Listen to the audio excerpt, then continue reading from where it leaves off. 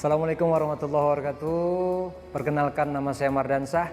Saya merupakan dosen di salah satu perguruan tinggi swasta yang ada di Kabupaten Bungo, Provinsi Jambi, yaitu Institut Administrasi dan Kesehatan Sistio Muara Bungo. Pada kesempatan kali ini saya akan menjelaskan terkait dengan salah satu mata kuliah yang saya ampu, yaitu mata kuliah pengantar ilmu administrasi publik pada program studi ilmu administrasi negara dengan bobot 3 SKS. Kemudian penjelasan terkait dengan mata kuliah ini adalah salah satu bagian untuk memenuhi kewajiban sebagai dosen dan sebagai bukti pernyataan deskripsi diri, unjuk kerja Tridharma perguruan tinggi khususnya pada bidang pendidikan dan pengajaran. Di dalam mendeskripsikan mata kuliah ini, saya ingin menyampaikan bahwa dalam kegiatan pembelajaran di kelas saya menerapkan teknik pembelajaran. Yang pertama adalah delivery, kemudian interaction, dan yang ketiga adalah assessment. Pada salah satu mata kuliah seperti yang saya sampaikan sebelumnya, yaitu mata kuliah pengantar ilmu administrasi publik. Yang pertama adalah delivery. Saya akan menjelaskan beberapa materi yang berbicara tentang ruang lingkup pengantar ilmu administrasi publik, kemudian akan dibawakan dan dicapai dalam mata kuliah ini selama 1 semester, di mana 14 pertemuan itu adalah secara tatap muka, dan satunya adalah ujian tengah semester, dan yang terakhir adalah ujian akhir semester. Kemudian yang kedua adalah interaction, di mana saya akan menjelaskan bagaimana saya menjalin hubungan serta membangun interaksi yang aktif kepada mahasiswa di dalam kelas pada saat proses aktivitas belajar dan mengajar antara saya maupun dengan mahasiswa, dan itu dapat terlaksana dengan baik sehingga terciptanya situasi yang nyaman dan dapat dirasakan oleh mahasiswa secara keseluruhan. Kemudian yang ketiga adalah assessment. Aspek ini akan menjelaskan bagaimana saya dapat melakukan pengukuran terkait penilaian kinerja mahasiswa selama 1 semester, kemudian dapat dinilai secara objektif sesuai dengan aturan yang berlaku di kampus Institut Administrasi dan Kesehatan Sistio Muara Bungo. Sebelum saya masuk ke dalam beberapa bagian yang telah disebutkan sebelumnya, izinkan saya terlebih dahulu menjelaskan apa sebenarnya yang dimaksud dengan mata kuliah yang saya sampaikan sebelumnya tadi, yaitu pengantar ilmu administrasi publik. Bahwasanya dapat kita sampaikan mata kuliah pengantar administrasi publik ini hadir untuk membekali para mahasiswa dengan pengetahuan, kemudian pemahaman, serta kemampuan untuk dapat menganalisa konsep dasar administrasi, kemudian sejarah perkembangan, paradigma, prospek, dan tantangan administrasi publik tentunya. Kemudian pada kesempatan ini saya juga ingin menyampaikan adapun capaian pembelajaran mata kuliah pengantar ilmu administrasi publik. Yang pertama adalah diharapkan mahasiswa mampu menjelaskan pengertian administrasi, hakikat administrasi negara, organisasi dan manajemen, objek formal dan material, ruang lingkup administrasi, khususnya administrasi negara atau administrasi publik. Capaian yang kedua adalah diharapkan mahasiswa mampu menjelaskan dan memahami sejarah pertumbuhan administrasi negara, pendekatan administrasi negara, serta paradigma administrasi negara ataupun administrasi publik. Capaian yang ketiga adalah diharapkan mahasiswa mampu menjelaskan dan memahami prinsip-prinsip administrasi negara, dimensi-dimensi dalam administrasi publik, dan hubungan antar dimensi-dimensi dalam administrasi publik. Kemudian mahasiswa mampu menjelaskan dan memahami posisi administrasi publik, dan mahasiswa mampu menjelaskan dan memahami birokrasi dan administrasi publik tentunya. Dan capaian selanjutnya adalah di mana mahasiswa mampu menjelaskan dan memahami unsur-unsur yang menjadi administrasi publik. Dan juga diharapkan dengan mata kuliah ini mahasiswa mampu memahami dan menjelaskan unsur administrasi publik, dan juga mahasiswa mampu menjelaskan serta memahami tentang pelayanan publik itu sendiri, serta mahasiswa mampu menjelaskan dan memahami apa yang dimaksud dengan manajemen publik. Adapun yang menjadi bagian ataupun bahan pengajaran di dalam materi mata kuliah pengantar ilmu administrasi publik, yang pertama adalah pengertian dan ruang lingkup administrasi publik itu sendiri. Kemudian yang kedua adalah sejarah dan perkembangan ilmu administrasi publik. Kemudian yang ketiga adalah prinsip-prinsip administrasi negara, dimensi-dimensi dalam administrasi publik, serta hubungan antar dimensi-dimensi di dalam administrasi publik itu sendiri. Kemudian yang keempat adalah yang menjadi bahan pengajaran di dalam mata kuliah ini, yaitu berbicara tentang paradigma administrasi administrasi publik, kemudian ada posisi administrasi publik itu sendiri, kemudian birokrasi dan administrasi publik, kemudian unsur administrasi publik, pelayanan administrasi publik, manajemen administrasi publik, dan juga hakikat administrasi publik serta etika administrasi publik. Baik, itulah gambaran secara singkat mengenai metode pembelajaran yang akan saya pakai dan saya gunakan selama perkuliahan di kelas dengan mahasiswa, yaitu dengan menggunakan metode delivery, interaction, serta assessment. Dan itulah gambaran penjelasan singkat dari RPS mata kuliah yang saya ampu selama 1 semester, tepatnya pada mata kuliah pengantar ilmu administrasi publik. Berikutnya mari kita saksikan video pembelajaran saya di kelas pada mata kuliah pengantar ilmu administrasi publik. Selamat menyaksikan. Oke, Assalamualaikum warahmatullahi wabarakatuh. Waalaikumsalam warahmatullahi wabarakatuh. Selamat siang, selamat sejahtera buat kita semua. Bagaimana kabar hari ini? Sehat. Baik, saya pengen tanya, kok bisa kita sesemangat ini hari ini? Saya pengen tanya perwakilan dari kita, Pak Amelia. Apa sih motivasi kamu hari ini sehingga membuat kamu semangat?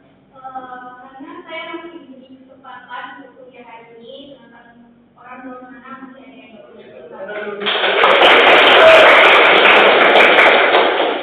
Mata kuliah kita adalah pengantar ilmu administrasi. Dan itu sebelum kita mencari tahu tentang apa sih itu administrasi. Tentu dalam kehidupan sehari kita pernah mendengar kata yang namanya administrasi. Kita ingin tanya, kira-kira apa sih sepemahaman kalian tentang administrasi? Mungkin pelajar bisa kasih tahu pengalaman apa? Sepengetahuan pelajar apa administrasi? Menurut saya Pak, jadwalnya bekerja sama antara 2 orang bisa juga untuk kelompok untuk mencapai tujuan.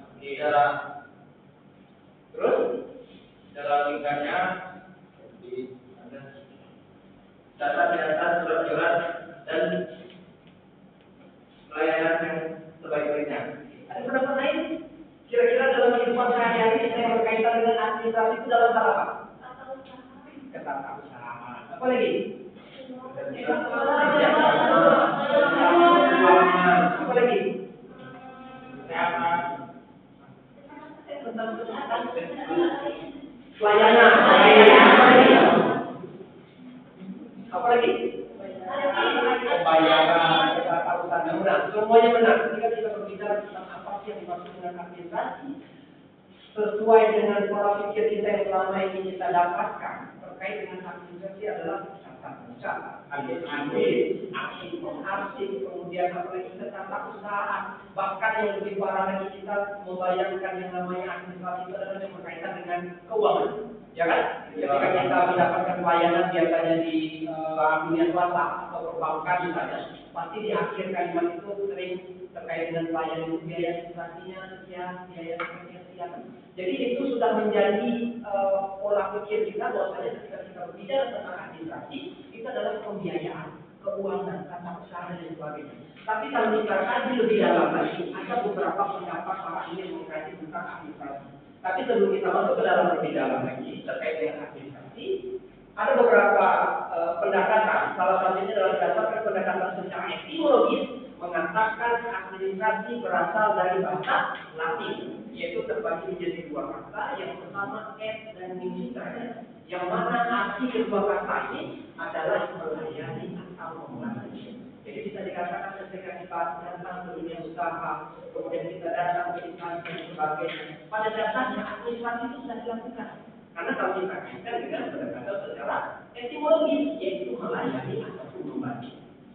Kemudian ketika kita berbicara dalam arti sempit yang kita sampaikan tadi itu merupakan pengertian administrasi dalam arti sempit.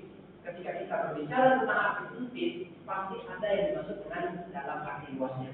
Apa itu dalam arti luas? Tadi yang disampaikan oleh pelajar, bahwasanya kerjasama 2 orang atau lebih untuk mencapai suatu tujuan yang telah ditentukan ataupun telah ditetapkan sebelumnya. Kegiatan catat mencatat adalah arti sempitnya, kemudian arti luasnya merupakan kegiatan kerjasama antara kelompok manusia. Ketika kita berbicara tentang kerjasama, pasti membutuhkan 2 orang atau lebih. Kalau tidak terdiri dari 2 orang atau lebih, maka kerjasama tidak bisa terlaksana dengan baik. kemudian terdiri dari 2 orang atau lebih, kemudian untuk mencapai suatu tujuan. Sampai sini paham? Nah, kita jadi, kalau memang kita paham tentang konsep itu administrasi, tentang konsep apa yang dimaksud dengan administrasi, saya pengen tanya. Ketika saya ilustrasikan, saya pengen pindahkan ini meja dari sudut sini ke sudut sana, kemudian saya membutuhkan bantuan dari si Robi, yang satu sisi saya yang pegang dan satu sisi Robi yang pegang. Kemudian mejanya pindah ke sana. Pertanyaannya, itu sudah administrasi atau belum? Sudah. Mana kegiatan administrasinya? Karena tujuannya sama. Kemudian apa lagi? Tujuannya sama, terdiri dari 2 orang ya. Jika itu yang saya contohkan ilustrasi sederhana tadi, maka itu sudah masuk kategori administrasi. Karena esensialnya administrasi atau pada hakikatnya sebuah administrasi itu adalah kerjasama. Kalau seandainya saya pegang satu sisi meja sebelah sini, kemudian si Robi pegang sebelah sana, yang bagian saya tarik sebelah sini, bagian Robi tarik sebelah sana, yang ada meja ini tidak bakal berpindah. Dan kerjasama tidak tercipta, maka itu belum dikatakan sebuah administrasi. Tapi ketika kerjasama yang ada, meja yang dipindahkan ke sudut sana, secara sederhana, secara hakikat itu sudah terkategorikan sebuah administrasi. Paham sampai sini? Sekarang saya ingin tanya nih, kalau memang benar-benar kita paham tentang konsep itu, ada pertanyaan tidak? Silakan. Tadi kan kita sudah membahas pengertian administrasi. Nah, saya penasaran Pak, sejak kapan sih administrasi itu ada? Oke, ini pertanyaan bagus, luar biasa pertanyaan. Oke, pertanyaannya, kalau memang pertanyaan dari siapa tadi namanya? Wayang. Pertanyaan dari Wayang, kalau memang administrasi itu adalah kerjasama 2 orang atau lebih untuk mencapai suatu tujuan, maka kira-kira Pak, sejak kapan sih administrasi itu ada? Administrasi, coba. Sejak ditemukannya baca dan tulis. Ada pendapat lain? Sejak zaman batu. Ada tadi pendapat kawan kita sejak ditemukannya baca tulis. Kemudian sejak zaman batu. Sejak kapan kira-kira administrasi itu ada? Sebelum kemerdekaan. Ya bebas, semuanya tidak ada salahnya karena itu pendapat kita pribadi. Ada lagi? Sejak kapan kira-kira yang belakang? Hadis. Sejak kapan kira-kira administrasi itu ada? Adanya kehidupan. Adanya kehidupan. Sejak kapan? Dalam kandungan? Mulai ada kehidupan di dunia ini lah. Sejak ada kehidupan dunia ya. Kalau kita luruskan sejak kapan sih administrasi itu ada? Administrasi ada sejak adanya peradaban manusia. Siapa? Adanya sejawat dan kalau kita kaitkan secara konteks, kegiatan kerjasama pada saat itu sudah terlahirkan atau sudah tercipta ketika adanya peradaban manusia. Terdiri dari 2 orang melakukan hubungan kerjasama untuk mencapai suatu tujuan. Jadi kalau kita kaitkan administrasi itu bukan hanya sekedar catat-mencatat saja, bukan hanya sekedar tulis-menulis saja, tapi jauh lebih luas itu terkait dengan peradaban manusia. Saya ingin menceritakan sebuah ilustrasi bahwasanya pada zaman dahulu terjadi pertikaian antara kaum Ansor dan Muhajirin.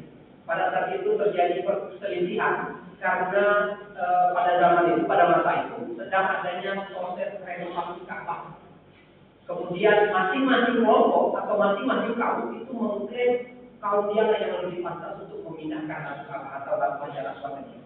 Pada saat itu kemudian dikhawatirkan terjadi perselisihan yang sangat luar biasa terjadi, maka salah satu tokoh masyarakat itu menemui Rasulullah, mengatakan bahwasanya apa yang harus kita lakukan.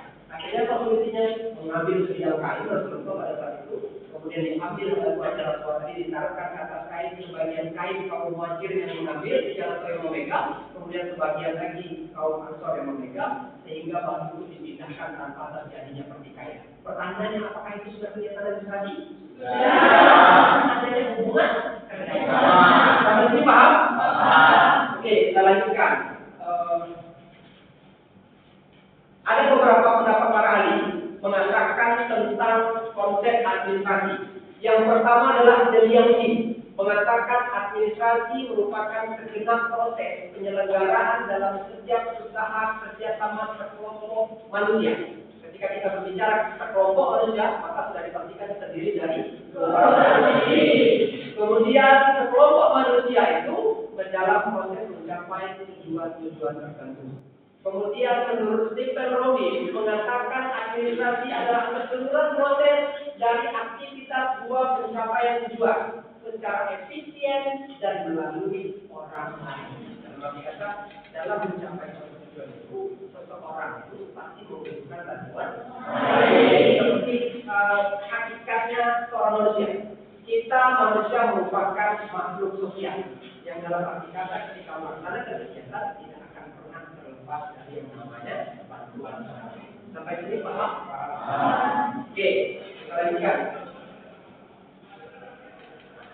Ini merupakan ciri-ciri dari administrasi. Bahwasanya administrasi itu yang pertama ciri-cirinya adanya sekelompok orang. Ketika kita bahas tadi, ketika melakukan aktivitas kerjasama pasti terdiri dari sekelompok orang. Kemudian adanya hubungan kerjasama antara satu dengan yang lain.